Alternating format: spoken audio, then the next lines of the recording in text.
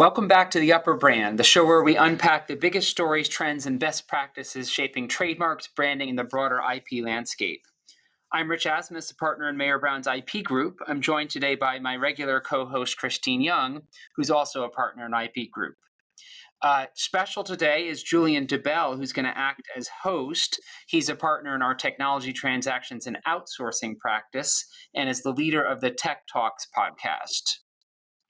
Today, we're exploring how companies can scale faster and smarter through strategic IP partnerships and brand licensing. We're going to be drawing on insights from our article, Scaling a Business Through Strategic IP Partnerships and Brand Licensing.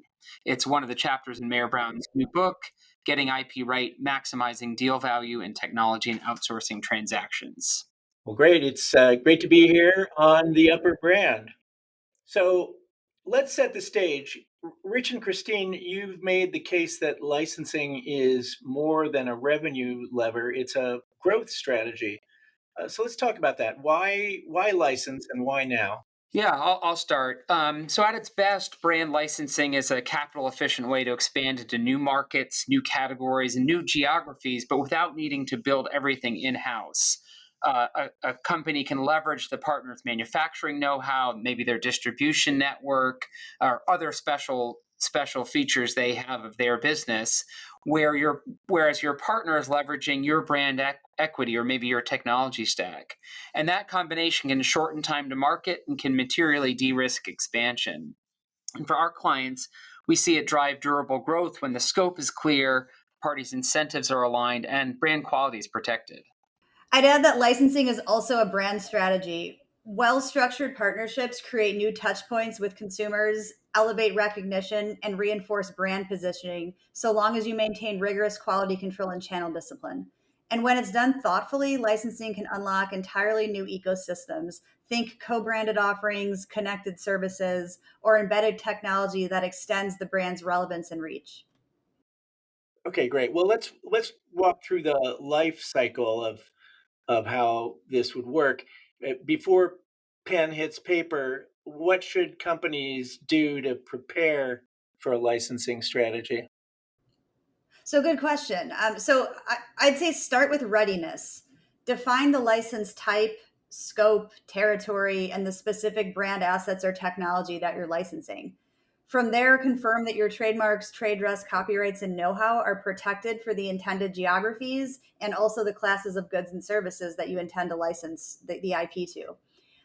From there, you can build a cross functional team, including legal to frame things like NDAs and term sheets, quality control to set standards, finance to vet royalties and guarantees, your supply chain to pressure test fulfillment, risk management and insurance, and also tax to flag structuring and withholding issues.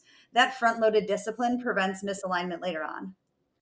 Yeah, and you really need to be deliberate about the partner you choose. You want to conduct diligence on their product quality, their reputation, maybe their regulatory history, including any existing deals that might create conflicts. And you really want to clarify the deal breakers early. Exclusivity, any minimum guarantees, IP ownership is also a common pressure point. You really want to capture that alignment in a term sheet or other written document. The clients that we see succeed go to market with a crisp value proposition. Why is this partnership a win for both sides, and how will the parties measure success?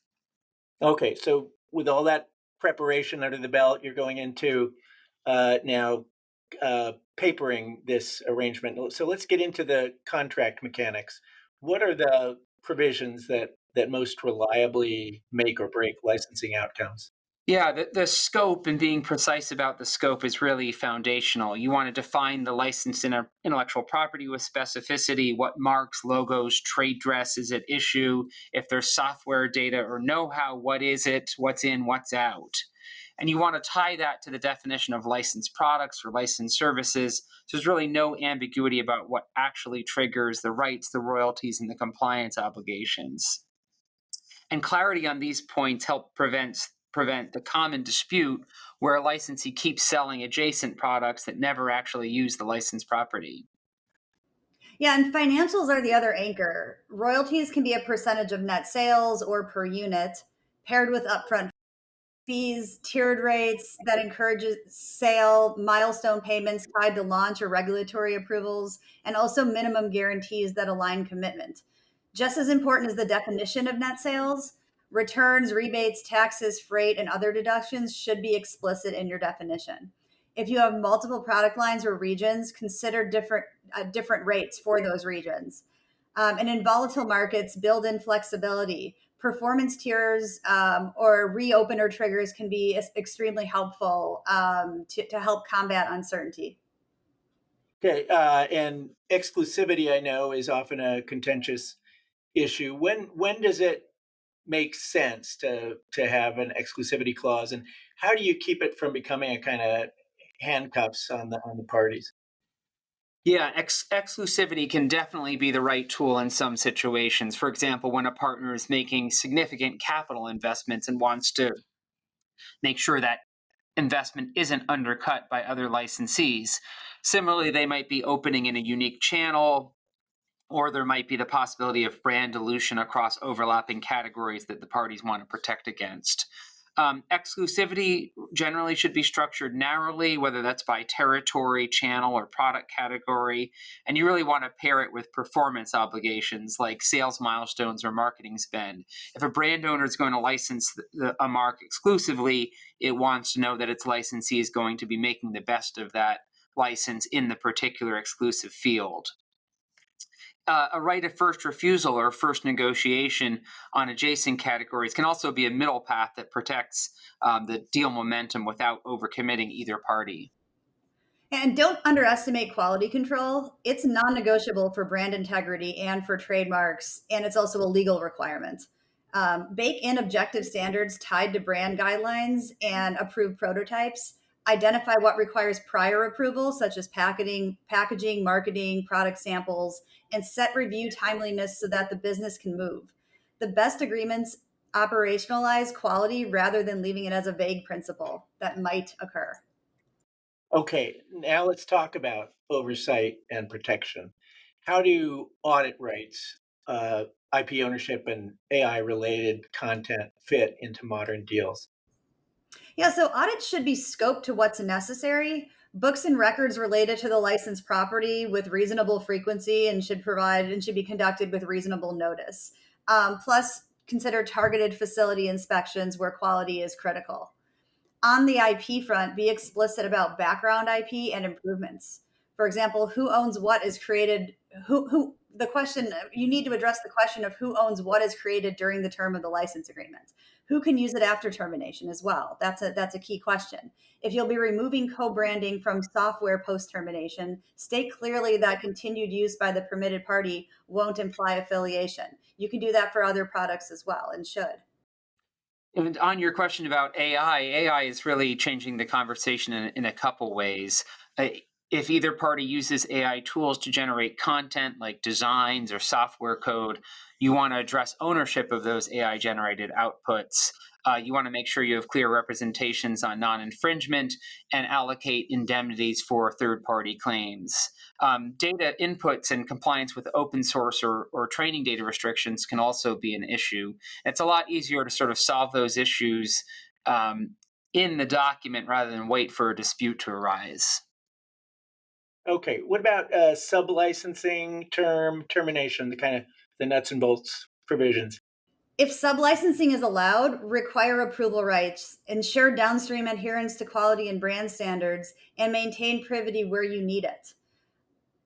On term, you should align with product life cycles and renewal horizons and plan for a sell off or wind down period to clear inventory responsibly. Termination shouldn't be a mystery. Define breach triggers, including failures to meet milestones, brand guideline violations, and reputational harm under a morals clause, insolvency, and for high risk breaches like willful IP infringement, immediate termination. Then operationalize exit. For example, product recalls, debranding, and the final reports. And channel discipline matters too.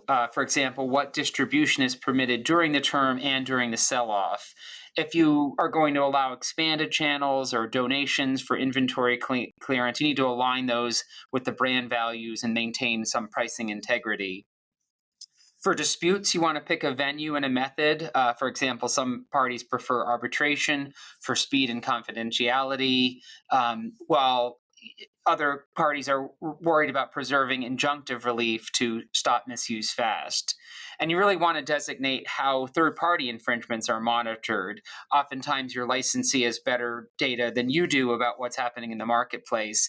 And for that reason, you also want to determine who can sue, how those costs of suit are shared, and how any recoveries are allocated. Okay, so it goes without saying that these are times of great economic uncertainty, but that's kind of always the case. How should parties build resilience into their deals? Like, what's practical midstream measures if market conditions shift? Yeah, there are two dimensions to that. Sort of prospective resilience. So, for example, you can define net sales to exclude tariffs and government imposed costs where appropriate. You can have tiered royalty structures that flex with demand, force majeure clauses that can contemplate supply chain shocks. And there can also be midterm renegotiation triggers that could be tied to certain objective economic indicators. That's what you can do sort of upfront. But there also can be midstream collaboration. If, for example, economic conditions, or otherwise deteriorate, you can make temporary adjustments to royalties or minimum guarantees, or even territories to keep the deal viable, especially where there's a long-term relationship and communication between the parties is strong. We think the key is really to document any temporary relief with clear scope, timing, and snapback terms. And keep an eye on regulatory shifts, sanctions, import export rules, data localization, and consumer protection laws. Building in compliance covenants and change in law provisions creates a framework for rapid, coordinated responses that protect both the brand and revenue streams. Okay, well, so given all the considerations you've laid out for us to think about, if you had to give listeners one must do for licensing success this year, what would it be? Good question. So I'd say operationalize quality, transform brand standards into concrete approval processes, response timelines, and audit protocols that your team can execute. That's how you protect equity while moving at market speed. And for me, it's really about aligning incentives. You want to get the economics, the exclusivity, and the performance obligations tuned so that both parties win when the partnership itself wins. That's probably one of the hardest things to do, but that's what sustains momentum through launch, scale, and renewal. Well, thanks, Rach, and thank you, Christine. I really appreciate you joining me to walk through the strategies and best practices behind scaling a business through strategic IP partnerships and brand licensing. And that's a wrap on today's episode of The Upper Brand. If you have any questions about IP partnerships or brand licensing, please drop us a note. And thanks for tuning in.